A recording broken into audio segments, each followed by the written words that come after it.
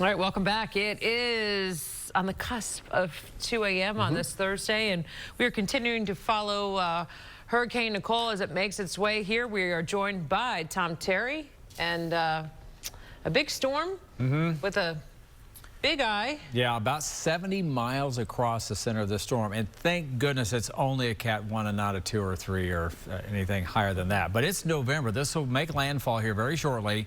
It will be the only 4th hurricane to make landfall that we've recorded in the U.S. in November since we started keeping records in 1851. And it will be the latest in the year for the east coast of Florida, beating 1935's hurricane. So that was on November 4th, I believe. So here's a live view, Port Canaveral, and things are blowing sideways. Actually kind of a strong north and northeast wind right there at the port.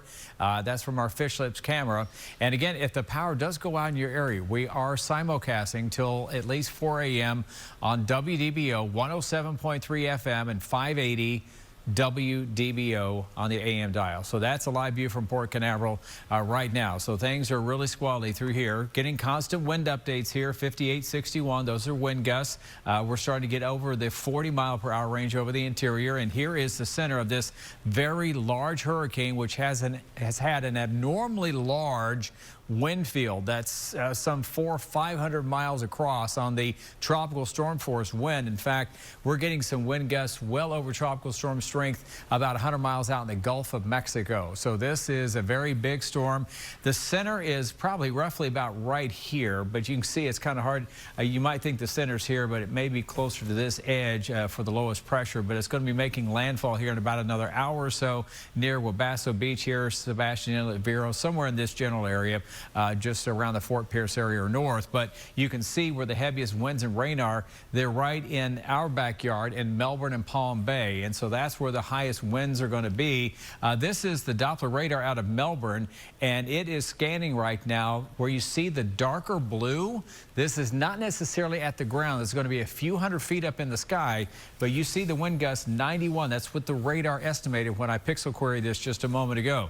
So we're going to start seeing some of the blue is going to start moving in. Those are the really strong squalls. And where we see the heavy rain here in the red, that is all very heavy rain. The weight of that water falling is what translates those higher winds to the ground. That's where we get the wind gusts. And when they do damage surveys, they pretty much say that it's the gust itself that does a lot of the damage with these particular storms. So that's just now moving on shore.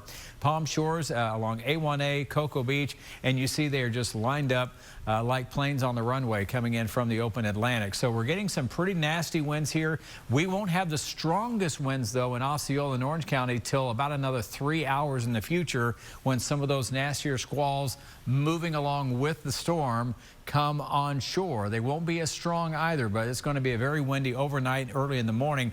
We will have occasional breaks through here, but then you'll come back with a squall. So it's just going to be on and off and getting worse progressively throughout the night. This is the official track, 7 o'clock in the morning, very large eye right here. So where's Orlando? We're on the north side. So that's where we're going to get some of the relentless winds and rain early on in the morning, and then it switches direction. The winds will switch in out of the south and west and out of the south as the low continues to sweep over here. So we'll start to see things quieting down, but not till later in the afternoon, later today. This is a new product. I don't think I've ever even shown this. This is the Tornado Potential. This is updraft spin. 5 o'clock in the morning where we start seeing this kind of a yellowish color. This is going to be where we have the higher threat for some tornado activity. And you can see it being maximized later this morning the farther north we go. So we're going to be watching those outer rain squalls as they move in. They will have a higher tendency to have some rotation along with them. Here's a look at early morning future track through 2, 3, 4 o'clock in the morning, even 5 a.m. We're still bringing heavy rain, New Smyrna, downtown, Sanford, Altamont, and spiraling circling back around. Here's the core of the hurricane, which will now be a strong tropical storm over Winter Haven, Point Siena. There's 7 o'clock, and we have these channels of very heavy rain. We've already seen the Little Wekiva River levels are already rising. Shingle Creek will keep an eye on you. We're also going to be approaching the next high tide cycle here along the coast, and that continues to move through an additional probably 3 to 6 inches of rain. So the worst still coming on shore. In fact, it's just now starting. Let's go to meteorologist George Waldenberger. You've got some cameras you're looking at. Yeah, this is I-95 near 192, so the Melbourne area in Brevard County. And if you look closely, every once in a while, this is a street lamp post here. And when we get these strong gusts of wind, remember they're 60 to 70 miles per hour frequently now in Brevard County. Look at the way it's shaking in the wind. You can see the lights also kind of highlighting the rain as it pelts through the area. Just look at the way look at that. Yeah, so not a time I want to be on the roadway watching all outside, or when you go outside in a tropical storm, everything kind of blowing around above you. Not a great time to head out. So you want to stay in shelter and just stay as safe as possible. But not much traffic out there, Tom, is there? No. All right, so the winds are 40 miles per hour in Orlando, much stronger in Brevard. Step out of the way here. 50, 60 mile per hour winds. These are at the official airport stations, if you will. And had frequent measurements above 60 miles per hour in Brevard County. Obviously closest to the center of Nicole, which is now very close to making landfall. It is nearing landfall, likely in the next hour. It's very close to Fort Pierce and kind of projecting this up towards Sebastian Inlet, or maybe even farther north toward Mico in the next hour or so. So landfall is going to happen soon. And as a matter of fact, we can actually zoom in. This massive eye wall is beginning to move into Brevard County. So there's Sebastian Inlet. Here's far southern Brevard County. There's the eye wall. So the eye wall is going to be pushing into Mico soon, then Floridana Beach, Valcaria. But remember, just as Tom was saying, landfall is categorized when the center of the eye moves over land. Also looking at some of these wind reports, tropical storm winds in Melbourne, numerous reports of that. Up to the north, we have the gusty, heavy, squally rain. Brevard County, again, one of the roughest spots. As these showers are pushing into Orange County, deeper to the west, they are kind of weakening, but we still have some windy rain showers pushing through Orlando, Oak Ridge, Meadowwoods, Hunters Creek, Lake Buena Vista. If you're in these neighborhoods, Lake Nona, and the windows are rattling, this will kind of continue off and on into the night. And we were talking about how things were going to worsen, intensify into the late night. And looking at some of the Doppler estimated velocities, 50, 60 plus miles per hour, the wind South Patrick over towards Satellite Beach and Indian Harbor Beach. I want to highlight rainfall totals here because this is something we'll be watching as we head towards sunrise. In Orlando, 24-hour rainfall totals don't look that impressive, 1 to 2 inches of rain. That has saturated pretty much everything, though. So when we add a couple more inches on top of that, we'll have to watch for at least isolated flash flooding. Now, here's the difference between Nicole and Ian. The rainfall totals really added up quickly with Ian, not as quickly with Nicole. And that's a little bit of good news so far. I'm not saying that there is no flood threat. There definitely is, but it's not as high as with Ian. We've been watching the rains ongoing in Brevard County, still peaking at around 4 inches at this point. So we'll still have to watch for the flooding issue developing here towards sunrise. And we are under basically risk of flash flooding through sunrise in the yellow area. So that's really everybody. And then when we go toward tomorrow, that shifts to the north with Nicole. So still watching flooding, but the winds in Brevard County are really the worst part of the storm right now, in addition to the coastal erosion that we've been tracking with the high tide cycles yesterday morning and also last night. Flooding update showing Astor, St. Johns River is back up to major flood stage. DeLand is up to moderate flood stage. Sanford and Lake Harney are up to moderate flood stage as well. And Tom will be tracking the Little Wekiva River as well. So we'll be tracking things into the late night, and we'll have a landfall imminent soon as well. Yeah, I want to show you this too, George. This is the future track model showing the wind speeds. And let's just see what the numbers look like here with our model, because the model's pretty synced up with the center of the storm. So we're pretty much getting these wind gusts right now along the coast. And as we go just an hour forward into time, as the eye wall is approaching from the south, we could see gusts over 75, maybe 80 miles per hour. This is just a forecast model, but it's been pretty good so far. And we're going to start getting some stronger wind gusts, especially closer to 4 or 5 o'clock in the morning, because we're going to be, as I've called it, the squall factory. That's that outer band of just the relentless squalliness coming in. It's going to be closer to Metro Orlando. We're going to be getting more of those wind gusts through here. That's 5 a.m. 50, 54, 53, 58, and still 70 plus in Cocoa Beach. So by far, Brevard is going to get the strongest winds from this storm just by proximity to the core. 7 o'clock in the morning, notice how the winds start reversing direction through here, and it may be relatively calm at 7 a.m. May even see some filtered sunshine through here, whereas we're still in this heavy rain and squally band over most of Central Florida. By 9 o'clock in the morning, the center's over here. We've reversed the wind direction. Instead of out of the north, now we're out of the south. 52, 51, 55, and 9 o'clock in the morning, we're still going to be in that high tide cycle where you see that kind of a fuchsia color there. Those are really strong winds still right along the coast. We're really going to be watching that next high tide cycle. And by 11 o'clock in the morning, we get a strong south wind, but as the rain breaks up, the squalliness will start to go away, and it's just going to be a breezy day, and we'll be hopefully not have too many more power outages, but I think the power outages are going to really ramp up in the next 5 to 6 hours overnight. Guys? That was impressive. A 78-mile-an-hour wind gust. I think I saw 81 pop up there in Brevard County, according to your... I believe it. I think it'll happen. Yeah, and that's well into hurricane strength in terms of that wind gust. So Brevard County, again, you folks that stayed and are along the coast, if you haven't lost power, make certain that your items are charged up, because the likelihood, as Tom said, for some power outages are real.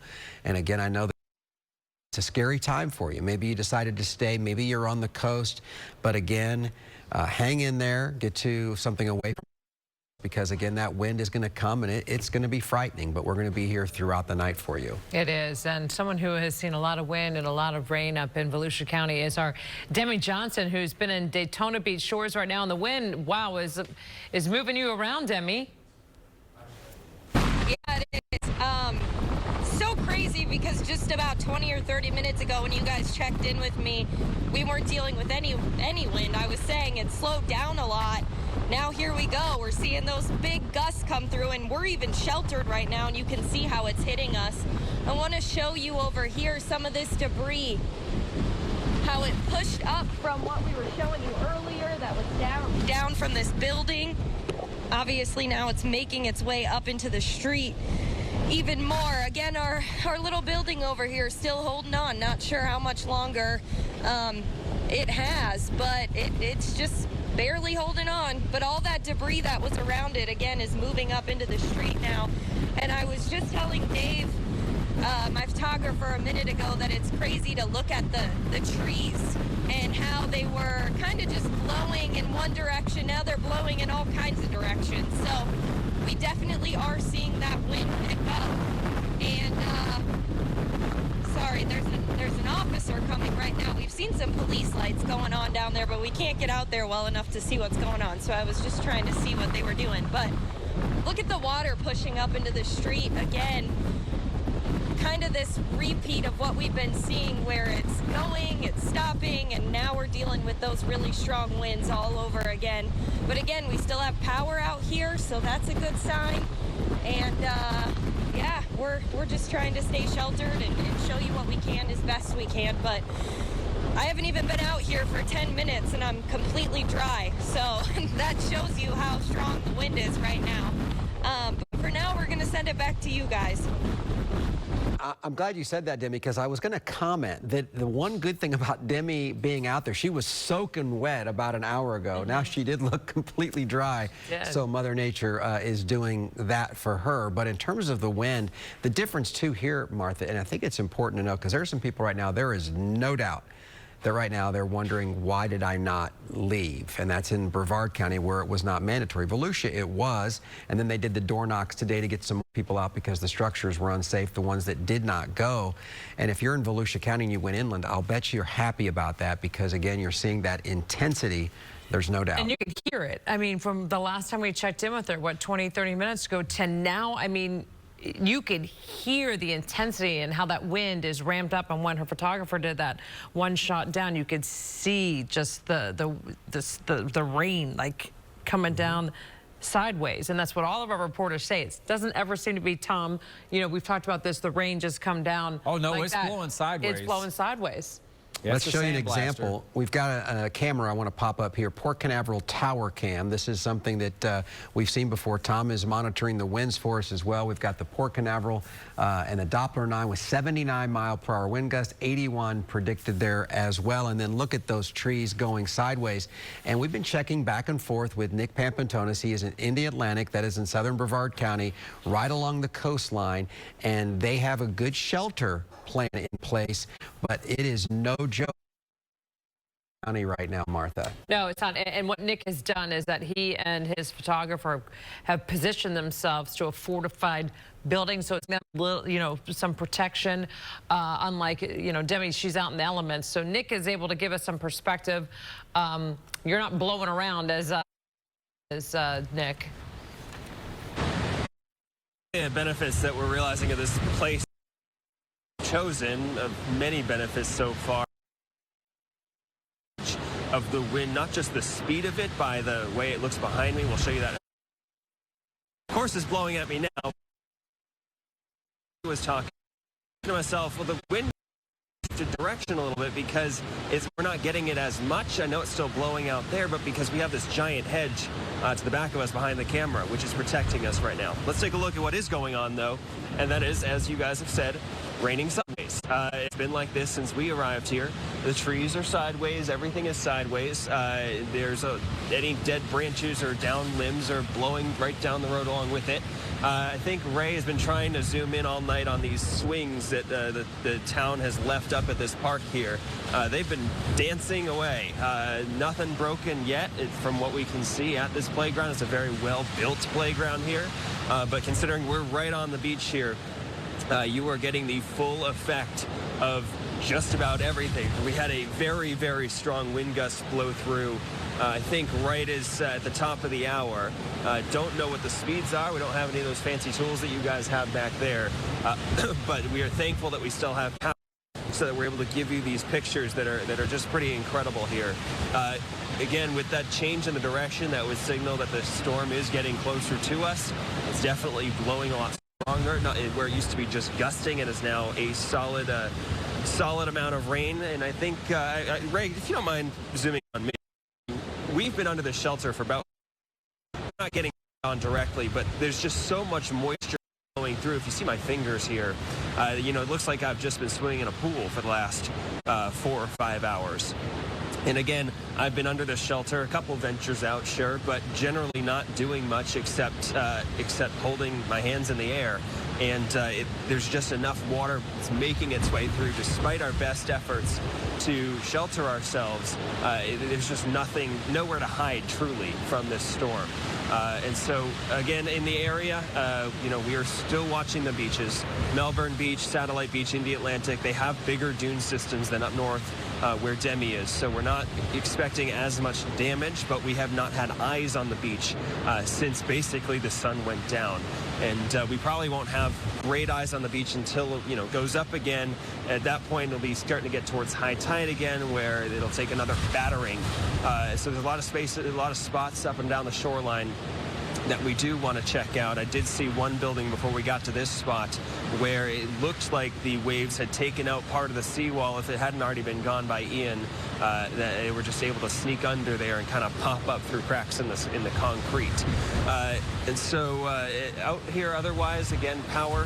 We've seen transformers blowing. as much as the wind has been blowing. Police are still out here making sure people are safe. First responders we haven't seen in a very long time just because of that wind speed. And I wonder, as you guys mentioned evacuations, we don't have eyes on the bridges that lead back towards the mainland, but I do wonder how safe they are to drive at this point for someone that might need to evacuate, if that's even an option at this moment, because we are not comfortable moving away from this shelter right here, and those bridges are very, very exposed. For now, live in the Atlantic, Nick Aventonis, Channel 9 Eyewitness News. No doubt about it, Nick. Over Nick to Nick's left, or to our left, Nick's right. That's where the beach is, right, Nick? Other way, other direction. Yes. Yep. So the beach is this direction. There's really nothing to show you. But I do have a camera. Structure if right beyond it. So as you're kind of explaining that, I want to pop up this other camera. This is the Cocoa Beach Pier. The lights, amazingly, are still on, and it is bouncing right now, Nick. And in terms of your numbers, Tom just shouted what we had 17,000 customers without power in Brevard, Tom. So the number's going up. But there is an example. So Nick, as he stood there, to camera left to his right is what you're seeing there, basically. And there is a real clear shot, Martha, of those waves just pounding the pier. We're thankful for this shot. This shot is generally used, for folks that may visit Cocoa Beach, that want to see that famous pier and see the beautiful sunrises, but it will be not a beautiful sunrise today because the battering in terms of the bridges. I answer next question. No, it is not safe if you can get away from windows. And I want to talk to Tom about the safety aspects, because there are people in Brevard County right now that I know, just from covering these things, that are frightened right now. They're like, honey, why did we stay? Or vice versa. All the noise that's happening right now, and the wind, and the kids are afraid. And we're going to talk more about all of that and when you can expect to feel more effects from Hurricane Nicole. We'll be back right after this break. It'll be a sleepless night for sure. All right, welcome back. We're almost at 2:22. We are on this Thursday morning as we continue to watch Nicole come ashore in a place that has seen some serious pounding from this storm is the Cocoa Beach Pier in Brevard County. And Sabrina Majori is now back with us for our coverage after resting up, and we want to get her perspective since you've now joined us. What does it feel like since you covered it earlier today? I would imagine it's a lot more intense. Certainly more intense. Even since the last 20 minutes since we got out here, we've seen those winds continue to pick up and start to blow things around, picking up limbs and things and just sending it down the roadway.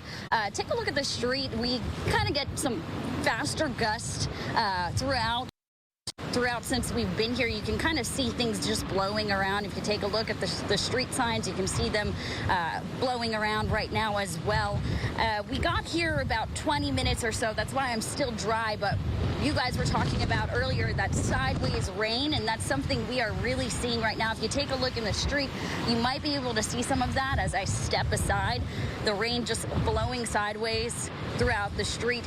One thing to note is the city of Cocoa Beach tweeted about 2 hours ago that winds had reached a sustained 45 miles per hour. That was 2 hours ago. So we've certainly seen those winds intensified. And at that point, when winds had reached 45 miles an hour, they said that they were going to start evaluating calls that came into police and fire on a case-by-case basis.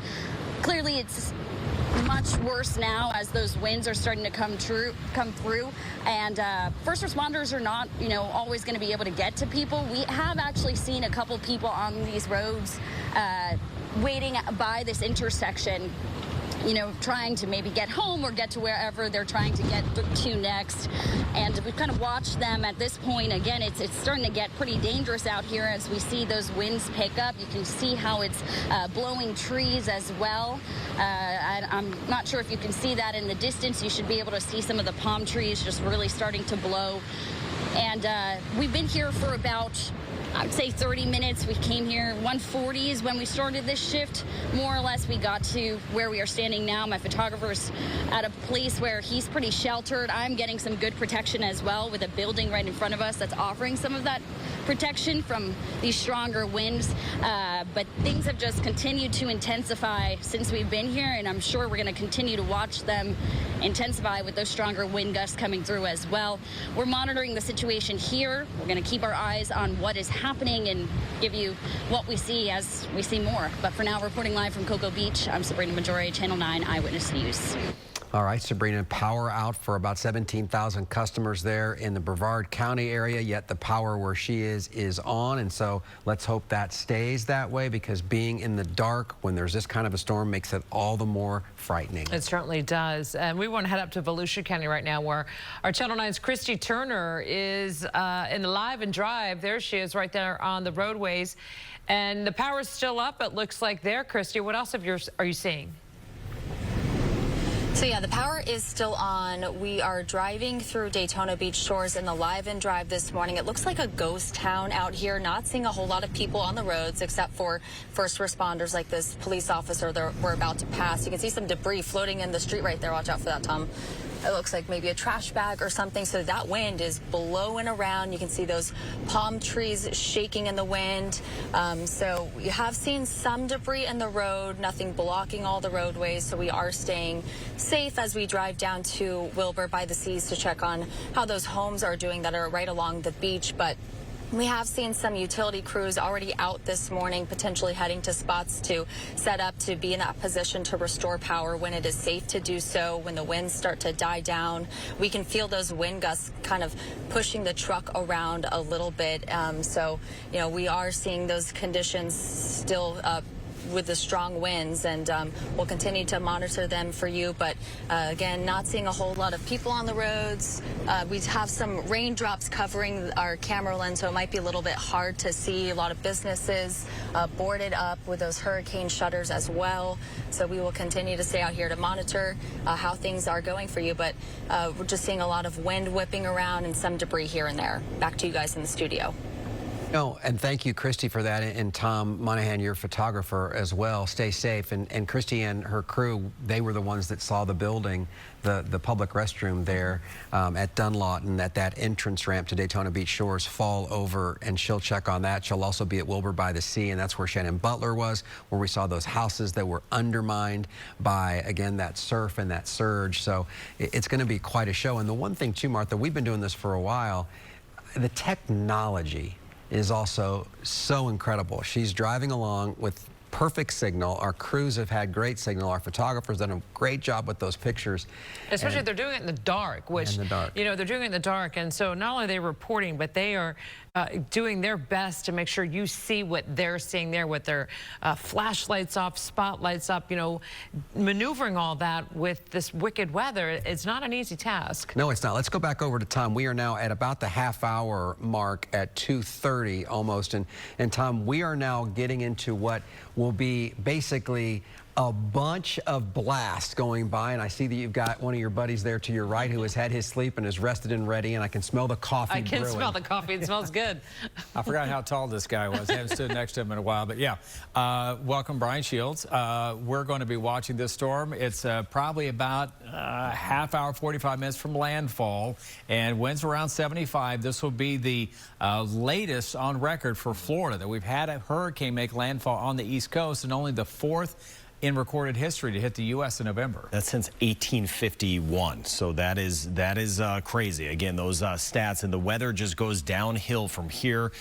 Big Eye, 40, 50 miles wide, and you see it. We're getting close now, Tom, to landfall point. And out ahead of it, there's obviously the Eye. Again, obviously the weather has gone way downhill. Some of the worst weather working into Brevard, but about to move into Orlando, but getting close to landfall time right now. Yeah, so the center is going to be roughly about right in here. It's kind of hard to pick it out. You might think it's here, but it's probably a little closer to the shore. But we're going to be right around Vero Beach, Wabasso, heading into just south of Sebastian. But we are on the side you don't want to be on with this northern eye wall approaching. We're already getting squalls nearly hurricane force. And you were mentioning a few minutes ago when I was watching you on TV, as this just continues to make its track in, we stay on kind of the bad side of it the entire time, which is that flow along the coast, driving in the wind, in the rain, and then inland, we'll see that tornado threat increasing. You were touching on that. And already getting those reports of high winds, damage, power outages throughout Brevard. And here's Orlando, and you can see again some of the worst weather about to move into Orlando, and then it just goes downhill from there. Yeah, and it's going to be this kind of the squalls that are just now along the coast. All of this is moving this way. So that's why hour by hour by hour, 4, 5, 6 o'clock in the morning, the winds will really start to pick up. And this is the live radar out of Melbourne, and I went ahead and did some pixel querying here where we can see the darker blue. They're kind of speckled in through here. These are wind gusts over 80 to 85 miles an hour. So as the heavy rain squalls come by, I think we're going to verify some 80-mile-an-hour wind gusts before it's over at the ground. Yeah, and these readings you were mentioning too are a little bit above the surface, not much, but this is pretty much what we're going to get, and we've seen it with the gusts we've already had with 60, 70-mile-per-hour gust around. So that is going to verify. That's going to lead to more tree damage, widespread power outages, especially if you're on a weaker grid. And as Greg and Martha were saying, you kind of hear those sounds. It gets a little scary at night. So we'll be tracking this as it moves in, and then this all just continues to get thrown across the beach line, 408 over toward I-4. So the I-4 corridor now, you see it approaching again Celebration, Four Corners, Champions Gate, Kissimmee, very heavy weather, St. Cloud, Harmony, and Hullapaw back through the Turnpike. And there's that flow you were talking about. It just keeps coming in. Here's the pipeline. This is the Squall pipeline right here, the Squall factory. And this is where we're getting a little bit of spin, not a whole lot, but we may see a little more spin as we get a little later into the morning. It's relatively quiet over here. We've had reporters driving around over here in New Smyrna Beach, but this whole rain band is moving that way. And we've seen this too with Matthew, with Irma, back up in Flagler. Again, it's, you know, it's dry almost right now, but that water's piling up. And as the day goes on, Flagler County, we could see progressively worse weather and worse issues. But it is amazing how, I guess, I mean, it's what we were forecasting, how this works in the landfall point is going to be very close to Brevard County, but it being just to the south of it, that is the case. Again, that eye wall, that's what's moving in, and then all that weather is just going to shift. Here's the track Tom was talking about. On this track, this puts all of us in, you know, at least a zone of some significant weather throughout the day. And sometimes we get storms here, even Ian, where we had some counties that got a ton of flooding and others didn't get a whole lot. All of us are getting something out of this. Yeah, and this will continue to move on up all the way into Georgia. So by Friday, things are going to start to calm down. But let me show you, Early Warning Future Track, again, has done an excellent job. This is our own in-house model made by IBM. And we can see the track here. This is 5 o'clock in the morning, Brian. It's between now, what is it, 2:32, 2.5 hours. We're going to take that squall factory, all the squalls, and bring them farther north in toward Metro Orlando. And this will be a relatively calm area down here to the south near the center. Yeah, and that's exactly, I mean, this is going to verify because, we could see where it is now. So, yeah, we're actually going to get into the eye. That center passing over right near Kissimmee, St. Cloud, Celebration, parts of Polk County. That's where the center is going to be. And then we'll keep an eye on that tornado threat as well with these lines working in. But all of this continues to move on. This is 10:30 in the morning, and we're going to see some very heavy weather working in as we get back through Marion and Sumter. And even though we may get a few dry spots, again, the winds are going to be whipping around as we go through the entire day. Yeah, we're going to start rotating, switching the winds around, and you're going to have a rare experience here if you're in Osceola County, because you're likely going to be in the center of this tropical storm, but we'll continue to see the winds swirling on around. And by later on tonight, this is going to be 24 hours from now, we're on the backside of the storm, Brian, and we could still get some gusts side, but not as strong as what we're going to be getting in the next 12 hours. But still, yeah, the system will be to the north. You get those feeder bands that kind of wrap in around it. So as far as the winds are concerned, and that's what you were just talking about, Tom, how, you know, the winds you were just kind of dissecting offshore, right onshore, that's a high likelihood of that, gust to near 80. Yeah, I think we're definitely going to verify 80, maybe 85 in a few spots. It's only a Category 1, but generally you can have 20% additional gust. All right, so that puts us, what, 15 miles an hour. So we could definitely hit some mid-80s. And this is going to be 5 a.m., Brian. When it's down here to the south, it's really going to be blowing sideways. So that's why we want everyone just to stay hunkered down. No one needs to be getting out unless they absolutely have to first thing in the morning. Greg? Take a look at the video wall right there, guys. This, what you're talking about, that is that sideways rain. This is taking you over. This is in Brevard County. And look at that significance. If we could pop this camera up, that would be great. The camera, as I've been watching you guys, as you guys have been talking, and it's almost exactly what you're talking about with that sideways rain and that incredible wind. Yeah, where is that exactly? It's Brevard County. I think it's Sabrina. Majority is Cocoa Beach. Oh, that's right. Beach, So, okay. yeah, so that's sideways at about 65 to 70, and it'll actually get probably about 10 to 15 miles an hour faster. Yeah, that'll get worse. So that'll get worse. And then with that, wondering, what does that mean? Well, we're going to have some, shingles on roofs have issues.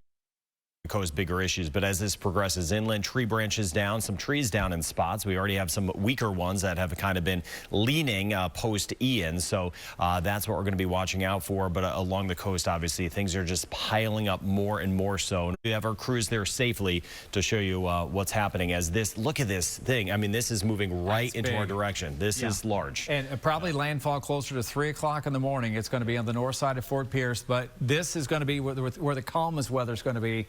This is going to be the hammer time right up here on the north side, and eventually that's going to be across the I-4 corridor closer to when the sun is starting to rise early on. Yeah, and that's where we're getting the worst weather right now in southeastern Brevard County as we get toward O'Galley, Grant Valcaria. Mico seeing some of the worst weather, and you see that band there that you were mentioning, and then you get back through Orlando, you see the yellows there. Again, in this 50-mile-per-hour gust plus, so this will be waking some folks up, and then we'll see those power outages just continue to progress as this moves in. Seminole County watching you, southern Volusia, but the worst weather right now, Brevard working its way into Osceola County, and we're going to be covering everyone as this system progresses. But we get down here, look at this, southern Brevard. I mean, we've got the eye wall that's working in. Yeah, and I think the winds will go up probably another 10 to 15 miles an hour from where they are right now. As your power starts to go out, especially closer to Metro Orlando. Now, remember, we're simulcasting on WDBO 107.3 and also AM 580. So, and I'm sure there's stations up and down the coast. They'll be simulcasting, but it's going to be a very, very windy night, and we can just see, Brian, the winds blowing sideways. That is in Cocoa Beach now. And let me check the latest winds observations there. We're still getting updates here coming in at the top of the hour, but we're looking at well, 55 in Cocoa Beach and 60 in Melbourne, but these will be updated as we progress through the night. Yeah.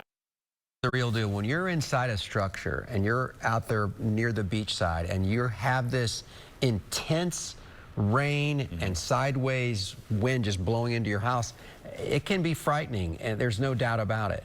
And when it's dark outside, you just add that on top of it. Yeah, and you hear it, and it's just howling, and you're kind of thinking, what's next? So, and you had good tips, and we've actually used it for the triplets. Wilder was very concerned about everything, and we had the white noise machine on to drown out the whatever. sound machine's going, the sound machine. He was playing games earlier in the day to make sure that they weren't anxious about what was going on. Yeah, so, and should people be away from windows if they decided to stay? What's the story here? It's best to be away from windows. So, and it makes you, it makes you more comfortable anyway. To be away from windows takes one less thing you have to worry about. So we're not going to see it's category 1. So we're not going to see just structures getting blown over. That's not what happens in this. Along the coast, we have issues with structures with the water, but it does get a little scary. We're keeping an eye on that tornado threat and any debris that kind of knocks around. So you want to be safe. One thing I told Selena before I left, my regular old-fashioned bath towels and just kind of put them on the windowsills. Yes. Okay. Yeah. So especially if the winds are coming in generally now along the coast. So if you have east-facing windows, bedroom or front room or whatever, just put a little towel there. So if you get some water coming in through the cracks, that you're trying to mitigate that right there. That may save you a little bit of cleanup tomorrow. Yeah, or on the hardwood floors or whatever. It comes in. Yeah. I mean, all the little things help. The little tricks that we've learned over the years. Tricks. Yeah, too many tricks with this. Yeah. So Osceola County, we're going to go there live in a second, but can you guys tell me when they will experience what will feel like they're in the midst of a hurricane? Yeah, so 2 parts. One, right now, as you get toward Poinciana, so La Vita, Kissimmee, St. Cloud, we have a very heavy band working in, then kind of a little mini break, and then we another one, and then we get the worst weather that will be working in. And then in Osceola County, as Tom was mentioning too, roughly 5-6 o'clock, you may have a period of calm weather, as at least calmer, as the center Osceola County. There, and you guys watch this. This is Chantel Navarro. She is loud, and let's see what she's experiencing right now. Chantel, are you there? I'm here at the lakefront waterfront park marina right here, the winds have picked up exponentially just in the past, I want to say hour. You can see a lot more debris here on the ground from some of these palm trees that have been shaking around. If you take a look over here, they're definitely rocking back more than earlier when you guys last checked with us. Just about, I want to say maybe 20 minutes ago, somebody lost power. I want to say over in the southwest part toward the Kissimmee area. We did kind of see a flash from a transformer. Not exactly sure where that is, but as far as it looks, everybody has power over here. So we're still going to try to figure that out. But as far as the waves go here in the East Lake Tahoe area, the waves have been coming up a lot more than earlier. We're seeing a lot more puddles over here as well. And the back and forth, definitely a lot more than earlier than we had here. But as it goes, like I said, like you guys said, it's still not too bad. Wind is definitely just the main talking right now, but we'll keep you guys updated as things kind of shake out here. Back to you guys. All right, and you heard the guys talk about this in Severe Weather Center 9, that there'll be more to come for Osceola County moves inland. Will be felt by most of us. We'll be right back as we continue our here on Channel 9. Hurricane Nicole in the early hours, 2:40 in the morning. We'll be right back. Download the all-new WFTV weather app of radar and get a localized forecast from Chief Meteorologist Tom Terry. Download for free in your app store today. Just search WFTV.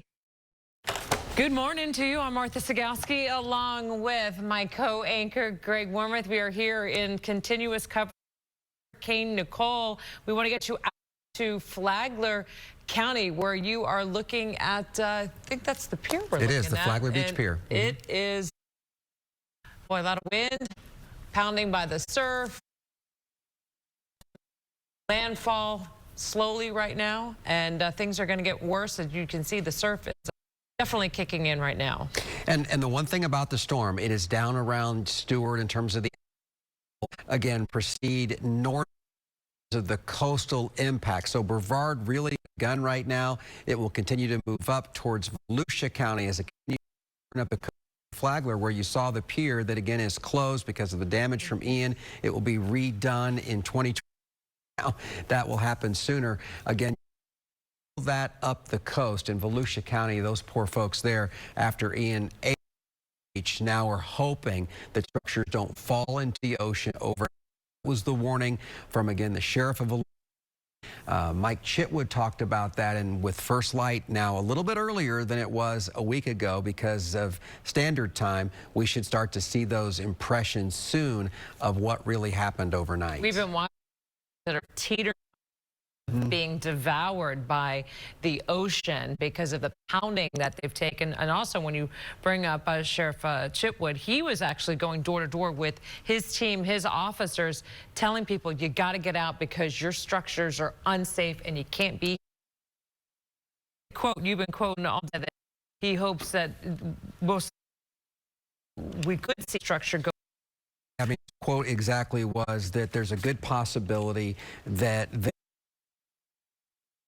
or more that Atlantic Ocean tonight. He said that praying to God is out, and at last check there are no injuries or any of those issues. Of course, people did heed that warning.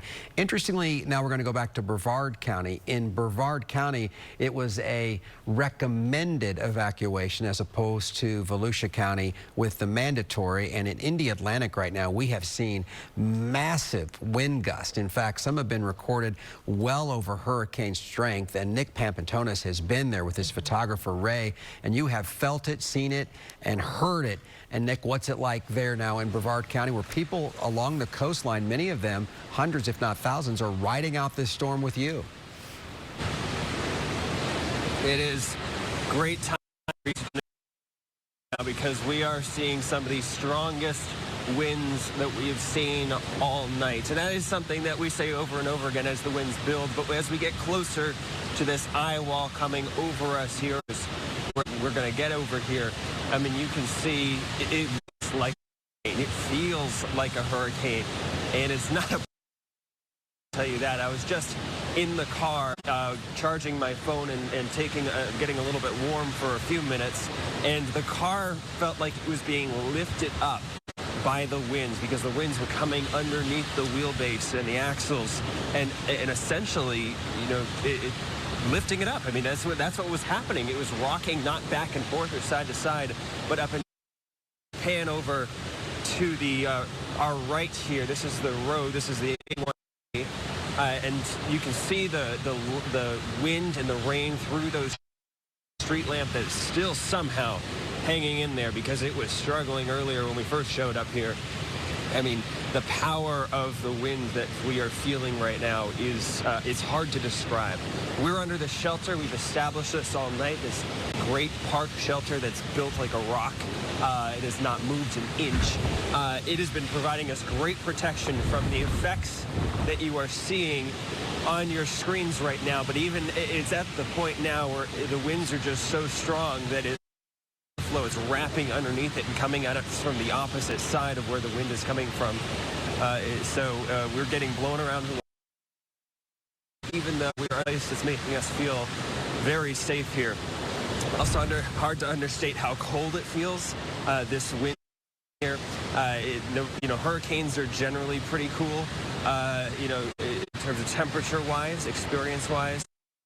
But the November temperatures, the fact that it's 20 degrees cooler, it seems like, than it would otherwise be, is definitely making a thing that you do not want to be out yourself in. I know it sounds, you know, first light might be great to go and check it out, but it is not something that just enjoy it from your couch for now.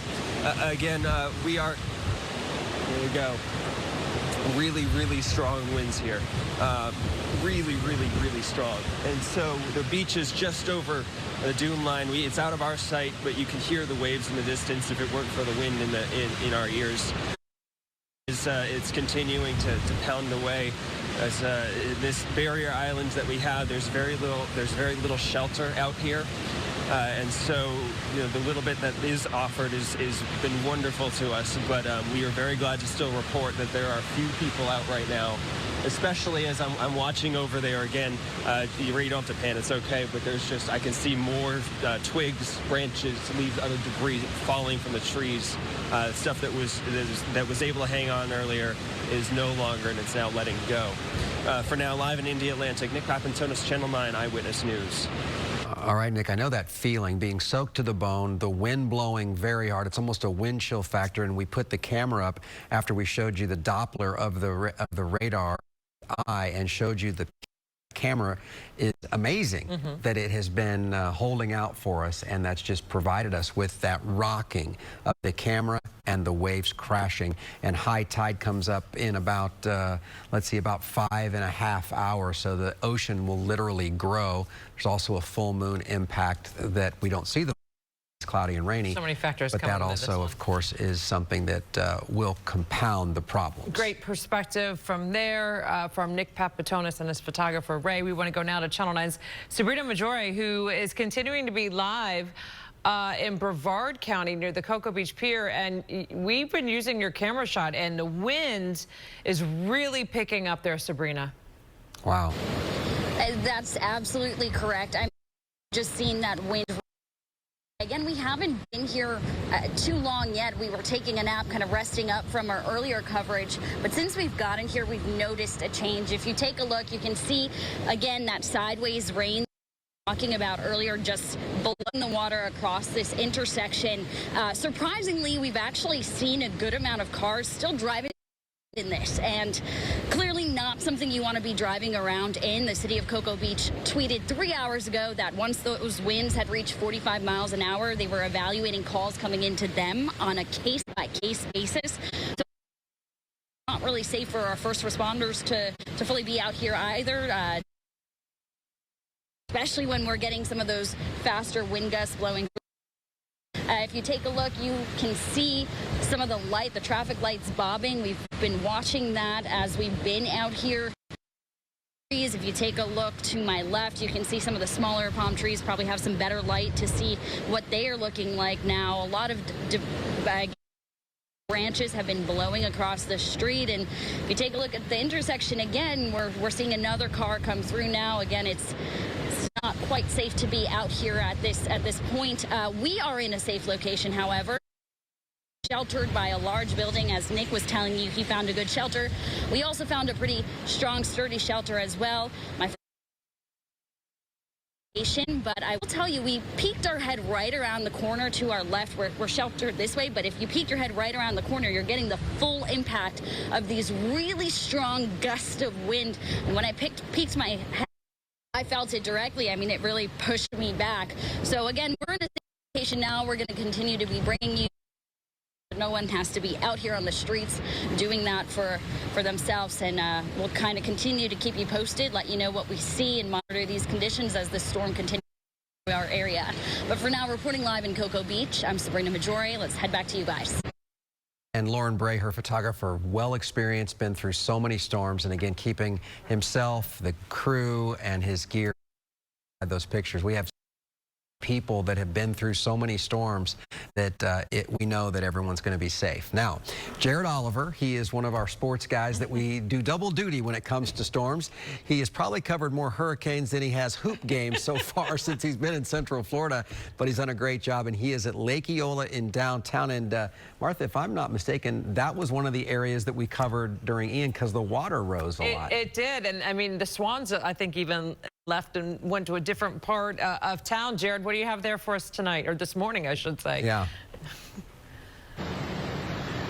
Yeah, guys, 2 hurricanes in 6 weeks for me, and I've only been here a little over a year. But the story continues here. Hurricane Nicole continues to get more inland to Central Florida, and we're now in downtown Orlando. You can see the intersection of Roslyn and Robinson. Not many cars out here. You can see a truck right there at a intersection. The wind has began to pick up a little bit. There's been a little some rain bands, if you will, but nothing too severe. Of course, obviously, you don't want to be out here if you don't have to be. We are actually safe. We are on the 2nd level of a parking deck, so we're in a good location, me and Tom Durden. Yeah, obviously, as the storm continues to come more over downtown Orlando as the morning goes on, obviously you don't want to be outside. I saw there's a person down there. I don't know if you can get that guy way down there, Tom. There's a guy down there, looks like he's running, trying to take shelter or get some sort of coverage. Probably don't want to be that guy. The wind it's pretty inconsistent right now. It comes and it goes, but you never know when it could come in and knock you down. So it's best to just not be out here overall. Like I said, we are on the 2nd level of a parking deck, and we'll keep you guys updated as the night continues or the morning continues to go on. For right now, Jared Oliver, downtown Orlando, Channel 9 Eyewitness News. All right, Jared and Thomas Durden out there, and I just asked Brian Shields and Tom, when will those guys in downtown Orlando start to feel it?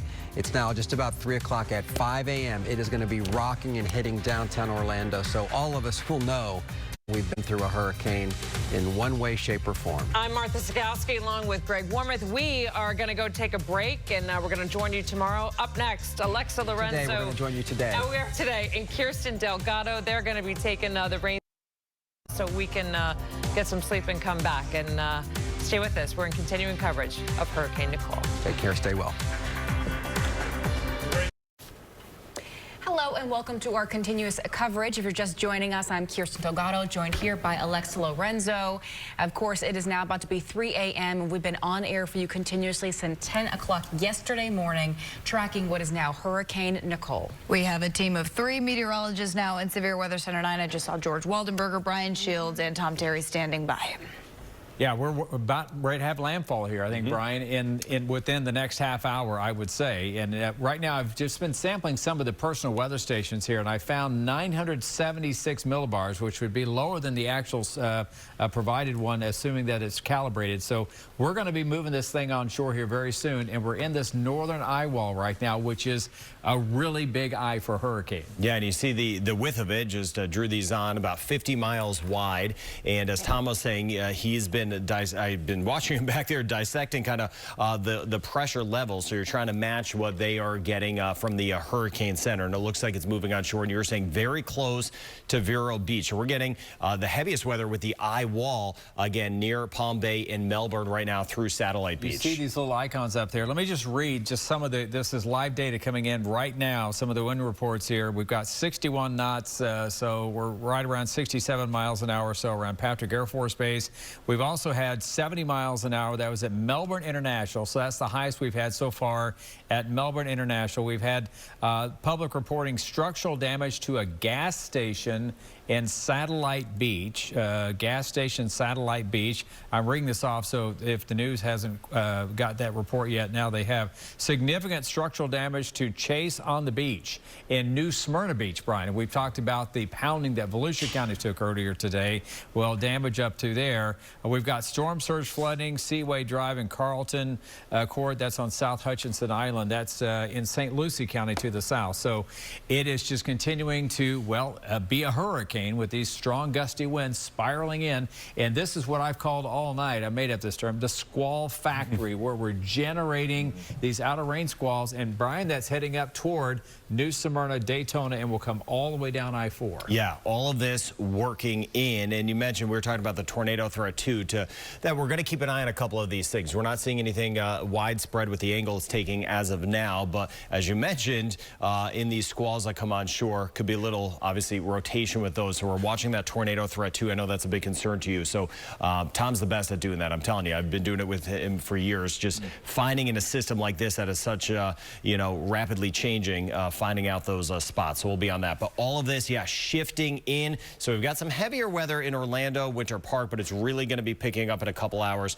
as this eye wall essentially moves on shore. Yeah, so if you're in Metro Orlando, it is pretty squally outside. I'm going to go take a look myself here eventually, but we are looking at some of the stronger winds and rain. This will all pivot in. So the closer we get to 5, 6, 7, 8 o'clock in the morning, that's when the center will have made landfall and will be trucking its way west-northwest at about 15 miles an hour over toward Kissimmee and St. Cloud, and all the wind persist on the East Coast, Brian, and all that just keeps moving west. We're just going to take this and keep moving it inland. It will weaken, but still a very big wind field with this. Yeah, so as we go throughout the morning, again, Sumter County right now, lake, not a ton, although it is breezy to windy outside, but all of this shifting around, and then the eventual track, and we'll show you in a second, works its way up almost near the turnpike and very close to Kissimmee, Harmony, Holopaw, where you could end up right in the middle of this system. And to look at some of the winds, you are getting some of the other reports as well. This kind of gives us a broad view of it. Yeah, and so we're basically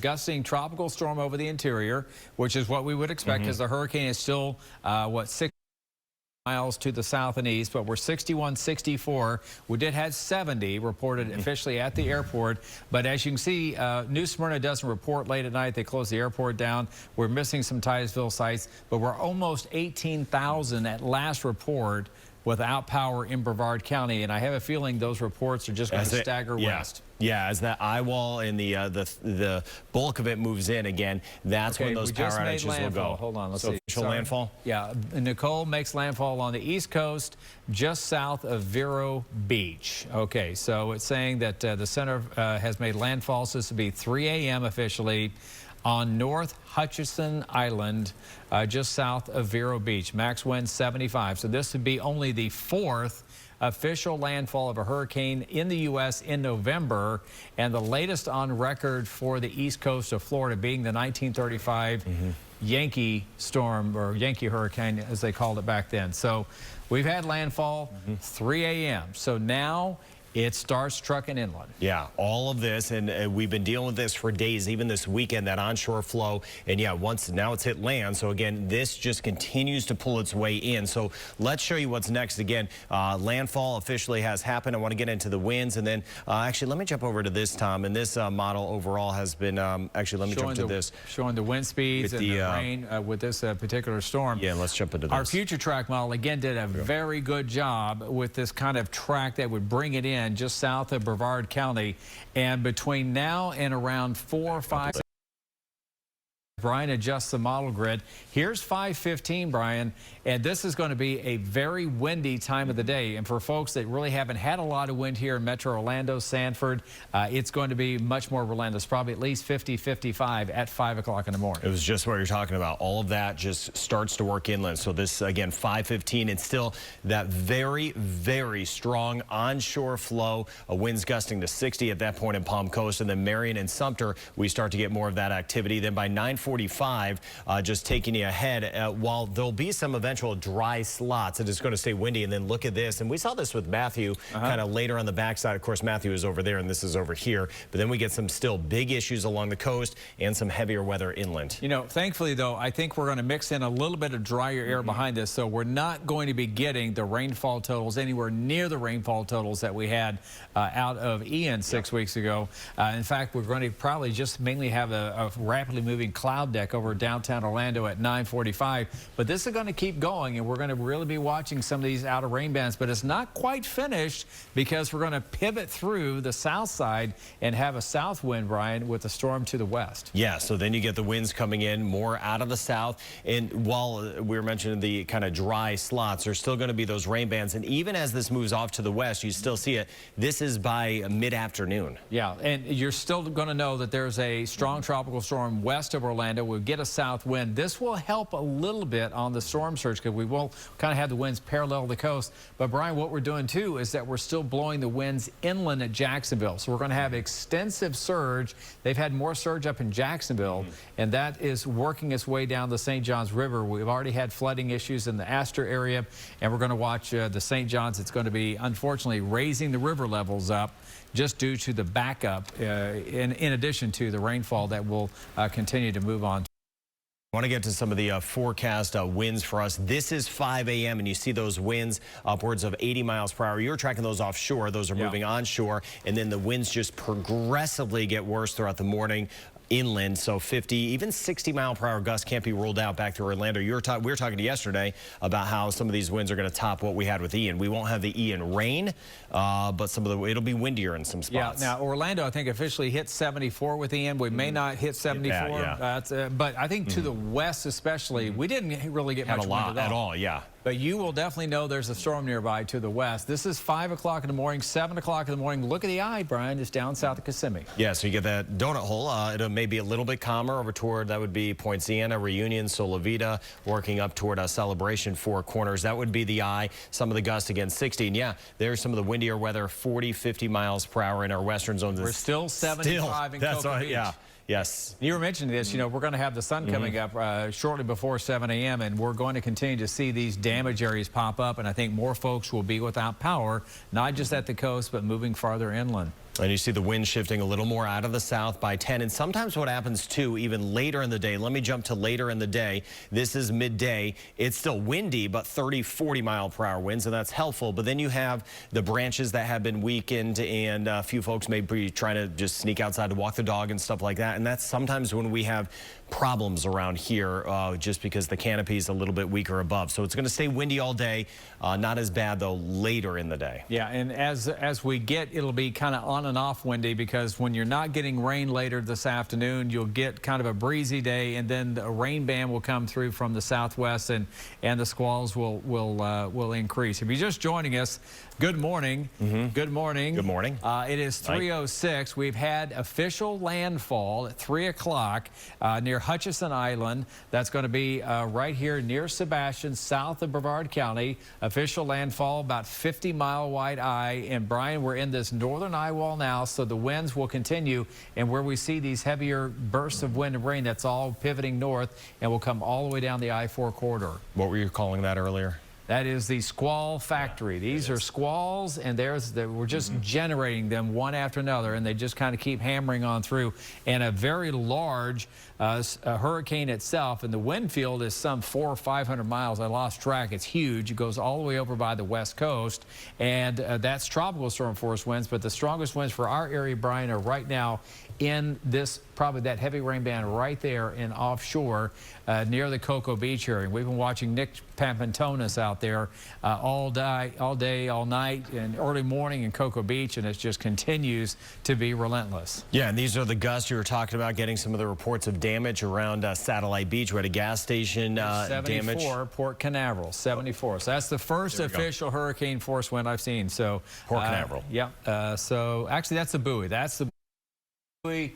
Right over here, 74, but that's going to be moving onshore because the buoy's at water level. So we're going to be translating that into Cocoa Beach. So you're going to get your first official hurricane wind gust here very shortly. And you take a look at this camera. This is Live in Port Canaveral. I've seen it today. Yeah, so that's, and you mentioned just offshore, that gust is 74. That's going to be moving onshore, so we could have 50, 60 easily here and then getting worse. Yeah, and I think that's Sabrina Majore's shot there, I think right there in the middle of the screen. So that is wind blowing sideways. That's what a hurricane looks like. Unfortunately, this is not any stronger than it is, but a Cat 1 is certainly nothing to mess around with. And again, Brian, this is going to move into coastal Brevard and then right toward the I-4 corridor. Yeah, and you see some of this kind of squirrely weather, to say the least, working in Merritt Island. We're going to be watching that, so we need to dive into that. Water spouts are just a brief tornado. On the SRV. Can't be ruled out with that. Yeah, let me just dive into that. We kind of look, when we kind of see them look a certain way, we're like, oh, let's check the winds inside that little squall that's just off the coast here of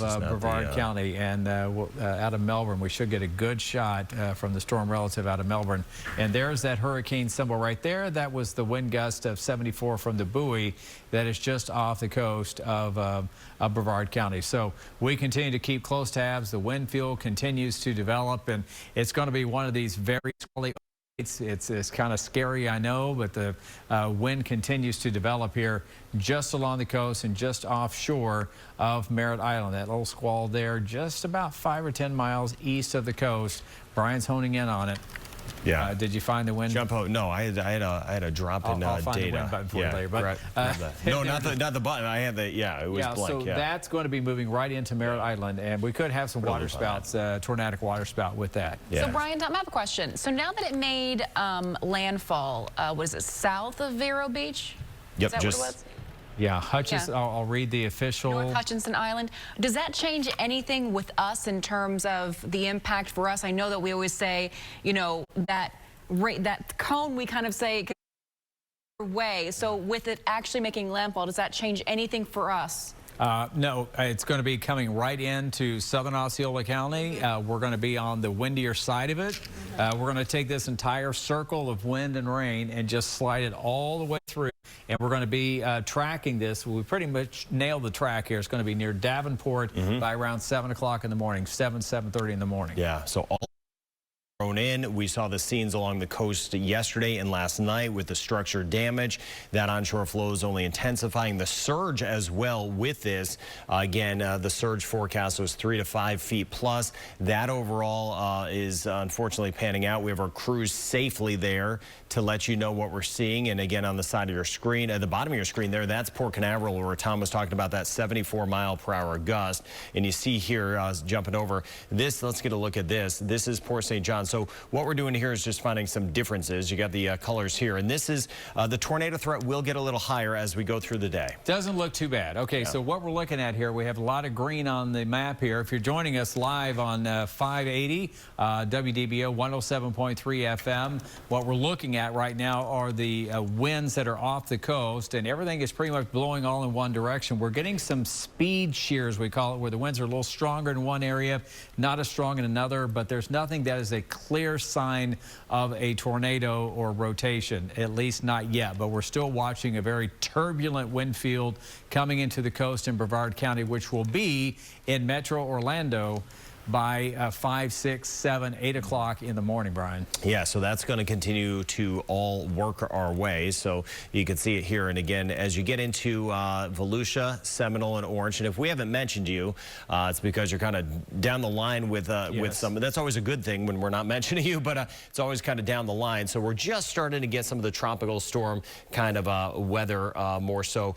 Just now, about to work into Orlando. May get some of that Sky Lake taps over by OIA, Bithlo, Wedgefield. Some some heavier weather, but the worst is still either off to the east or back to the southeast now, and all of that swinging around. Yeah, and all these squalls that are just off the coast, these will rotate inland. They'll weaken somewhat, but this will all start working inland. The track.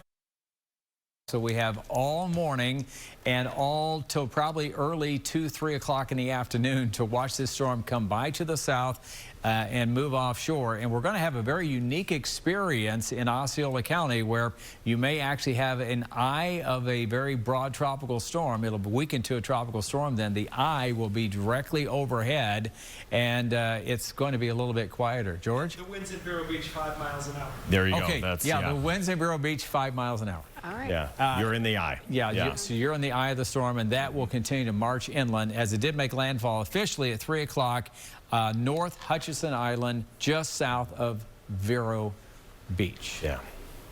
So south of Vero Beach there, that's about 30, 40 miles from Sebastian. Those strong winds, that Port Canaveral camera is intense. Those palm trees like that, just at the angle. I'm watching it over here on the video wall. Yeah, it's pretty intense right now. That's the center. We're looking at the center, the one you're looking at right there. But Brian, this is essentially the peak of some of the winds. I think it'll strengthen just a little bit more because still the storm is working closer. So as that northern eye wall wind gets a little bit farther north, I think we'll go up about another 5, maybe 8 miles an hour on some of the winds and get over 80 on some of the wind gusts. Jump over to WEX 3. This thing, so this is all working in. So you see the middle of your screen camera there, that's Port Canaveral.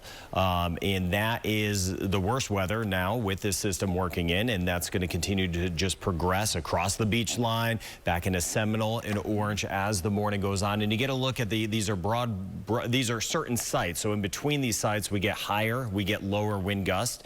And just offshore, Port Canaveral, buoy had 74 miles per hour, officially 64 now in Melbourne, and still, again, all of this just pumping in. Yeah, so we've got Nick over in Indy Atlantic. Nick, we've been with you all night, and you're pretty much getting into the peak of the storm between now and about the next 90 minutes or so. How are things going out there? Hey guys, you're not seeing me on camera right now because Ray had to, my photographer had to duck in to charge his phone, but I am standing next to this camera just making sure it doesn't blow over right here. And you can see the picture that's on your screen right now. This is, it very much feels like an eye wall if we're not actually in it. We are, we are very close to it in terms of just geographically us here in Indy Atlantic. And then Vero Beach. Let me zoom this camera out a little bit so you can see better. This is we've been staging at this park in downtown Indy Atlantic for since about 10:30 this last evening, I should say, since midnight has passed. It's been stronger and stronger winds since you guys had started joining us from this location here.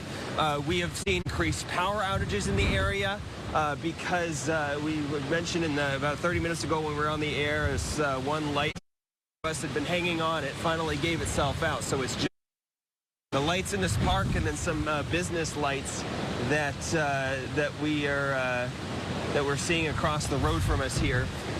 These winds are so strong now, I don't know if it's picking up sand from the beach or about 100 yards away, or picking up sand from the beach volleyball court that's right next to us, but we are getting sandblasted now, so that's a great experience.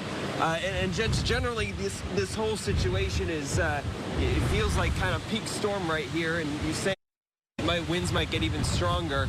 I'm not looking forward to that out here. We are, just so you know, safe underneath this shelter. We are oh, there goes my hat.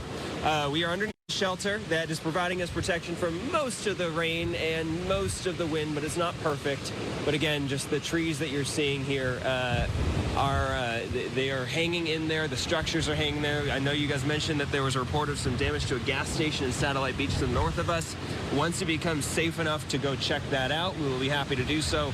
But right now, it is just not a situation that we are comfortable doing, and so we're going to be staying put again as this. Oop, we just had what I believe is a power pole.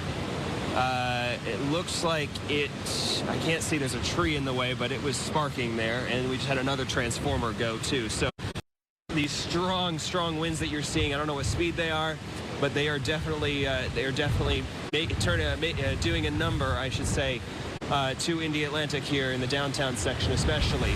Live in Indy and Atlantic, Nick Papantonis, Channel 9 Eyewitness News. And with those transformers there and the power lines, please be careful to Nick and everyone out there in the storm.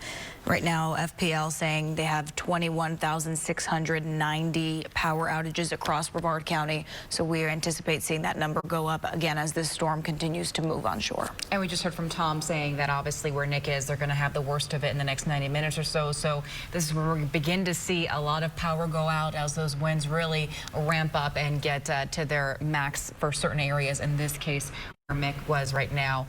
Right now, we're going to get further inland for you. Channel 9's Q McCrae is live for us in Geneva and Seminole County this morning. Q, what are you seeing there? Actually, we were able to move here to Sanford to give people a better idea as to what's going on here in an area that most are familiar with. This here is North Seminole Boulevard, and the only reason why I can be live on it is because they shut it down. That right there is City Hall. The reason why we're over here is because we want to show people what's happening to Lake Monroe. And as you can see here, it's now cresting over the lake wall. Now, before Hurricane Ian, this water was about, 3 to 4 feet below the top of this lake wall. Now, that Hurricane Nicole is on its way here. The water is now cresting over the wall and is now making its way to this walkway here. This is all lake water that we're showing you here. And all of this vegetation here is from the lake. And if we take a closer look, you can actually see all of the snails in the water here. So Lake Monroe is now making its way onto land here in Sanford. The wind has been strong. Nothing like what Nick just showed you down in Indy Atlantic, but strong nonetheless here in Sanford. But for now, that's the latest here. Back to you guys inside. Difficult to see there. Different in parts of Central Florida. Where you are, right? Because obviously where he's in Sanford, the concern there is flooding because they're still not dried out from Hurricane Ian, and now Nicole's dumping more rain. So we have to watch and see. Hopefully things don't get worse there and begin to build up and cause problems, but that's what it certainly officials there in Seminole County are prepared to deal with this morning. And in Volusia County, a big concern has been the integrity of some of the structures, the buildings. We had been watching since early yesterday morning, buildings starting to teeter on their edges. So let's get you now to Wilbur by the Sea, where Channel 9's Christy Turner is there just whipping in the wind. Christy, yesterday you said things were getting sloppy there. Now, obviously, way beyond uncomfortable there in Volusia County. It is much worse in comparison to yesterday. Yesterday, we had those wind gusts and then it would, calm down a little bit, but it has not let up since we got out here around 2 o'clock this morning. The winds really picking up. They're intense and powerful, ferocious as those wind gusts blow through here in Wilbur by the Sea. I'm going to step out of the way so you can show you what we're seeing here. This is very heartbreaking to see. Homes here along the beach just teetering over the edge. Those dunes completely destroyed. This home here, panels of the side of it are falling off, ripping off in the wind. I really don't know how much more these homes can. Low tide right now, but the waves are coming all the way up to what's left of the dunes as those seawalls were also destroyed. Now, these beaches took a beating during Hurricane Ian, and now with Nicole rolling through, just causing more damage. So we will continue to stay out here to watch how things are going as things will just continue to pick up and deteriorate. But boy, that wind is just blowing us around. You really have to keep your footing down because it could knock you over. You can see here, if you look down at the dunes, you can see them just blowing in the wind right here. And there's just this big gaping hole as part of that cement was just destroyed. You can see the foam too from the beach just blowing up everywhere. But what's really interesting, Tom, if we could swing by the other side to show them swing by this way with me so we can show them what it looks like on this other side. The dunes here, I know it's really dark, but getting blown around right now. The dunes over here are pretty much intact, and so is the seawall. So these homes are faring much better in comparison to the other side. Tom, let's swing back over this way because it's a little hard to show that way with the wind. We're just getting pelted with rain and sand right now, but it's just really heartbreaking to see, again, these homes just hanging on by a thread and at risk of collapsing. I mean, these are people's homes that we are seeing at risk of potentially falling into the ocean. And we certainly hope that does not happen, but conditions are not good out here and will just continue to get worse. So we will monitor this for you guys, and that's the very latest here. Well, we're by the sea. Back to y'all. Devastating to see what's happening out here. There just wasn't enough time to rebuild those seawalls there since Hurricane Ian just caused so much damage there about 6 weeks ago now. Now it's, insult to injury, and you see their homes hanging on, like Christy said, by a thread. We've been in that area of Will by the Sea, Daytona Beach shores, where evacuations happened last night in buildings, where, you mentioned earlier that infrastructure, the integrity was being questioned, and so there were evacuations for people's safety.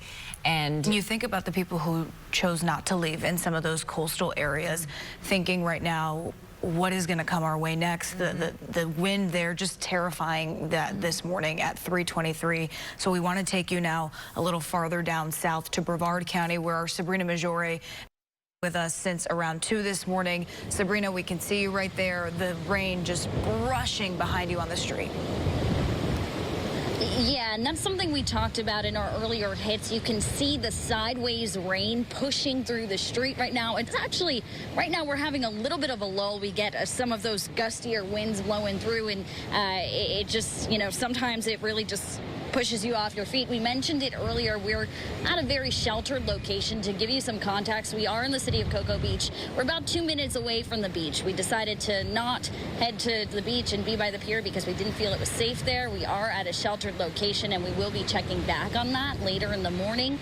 I can tell you, though, I did just look. We are now on the upswing, so the tide is coming up, so we'll see what that does to the beach here as well. We're hearing some of the stronger winds right now, and again, it's very gusty. We get some strong gusts every once in a while, and right now we're getting a very strong, powerful gust coming through. I want to show you what it's looking like. You can see the traffic lights just bobbing right there as this wind is blowing through. This sideways rain is really beating up those traffic lights. We've seen, if you kind of move to my right, you might be able to make out some of those signs also kind of bobbing in the distance there as this wind continues to be very powerful right now. We are monitoring, keeping a close eye on these conditions. We also told you we have seen some people on the street. I'm seeing a car come through right now. Again, these are some pretty strong winds we're dealing with right now. Not great to be out on these streets. We certainly wouldn't be here if we didn't have to. We're in a good sheltered location, and we're making sure we're staying safe. But more cars out here than we'd like to see. Cocoa Beach did say that once those winds got above 45 miles per hour, they'd have to evaluate calls coming into the police department and fire department on a case-by-case basis.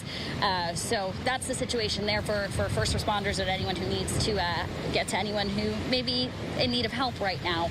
Again, we're monitoring these conditions here from a safe location. We'll continue to bring you live pictures so you'll stay informed with us as well. For now, though, reporting live from Cocoa Beach, I'm Sabrina Majore, Channel 9 Eyewitness News. Really can't emphasize enough that it is not the time to be outside, and though we're going to have the thickest of the storm, the worst of it overnight into tomorrow, into daylight hours early Thursday morning here into the day throughout Thursday. We can't emphasize enough that you're going to get antsy and you're going to want to get outside, but you really have to wait it out. This is going to be a longer situation for us. We have to have some serious patience here. We kind of repeated the same things during Ian, right? But the reality is that people can get hurt when you try to go outside and clean debris or whatever the case may be. Stay indoors. Of course, our meteorologist will let you know when it is in fact safe to begin that cleanup and start getting outside. Yeah, we got you covered. We'll take you there so you don't have to go there yourself. We want to take you now to Osceola County, where some of that worst weather is going to be moving in shortly. Our Felicia Ashley is live at the Civic Center there in Kissimmee. Felicia, paint the picture for us. What's changed within the last 30 or so minutes? Well, what I think you can see right now this morning, and what I'm feeling, is that heavy wind. That is something the sheriff focused on yesterday in terms of people staying outside and in terms of structures being secured. We're on top of the Civic Center building, and I want to give you an overview of what downtown Kissimmee looks like. I'm going to focus on some key points, one being the wind on the trees, just to show you how powerful and forceful it is on these trees. If you can look in the direction towards my left, I have my photographer panning for you. You can see just how strong the wind is pushing, especially the top of these trees. And then I want to slowly move towards some of the signs. If you look to my right of the stop sign, you can see one of these signs actually flying around. It looks like the top of it may have bent over. So that's just showing you some of the force that we are seeing even this early in the morning. A lot of these buildings have decided to board up. They haven't used as the wood that we saw during Ian, but they did decide to board up some of their windows because of this wind as well. And just to also show you, we're on top of this building. We're in a parking garage, so it has not flooded yet, but you can see just how forceful even the water is just pushing the water around that is on this garage. Again, you can see the trees flying around as well. One thing that we did see that was a slight positive, we were on Vine Street to get here to the Civic Center.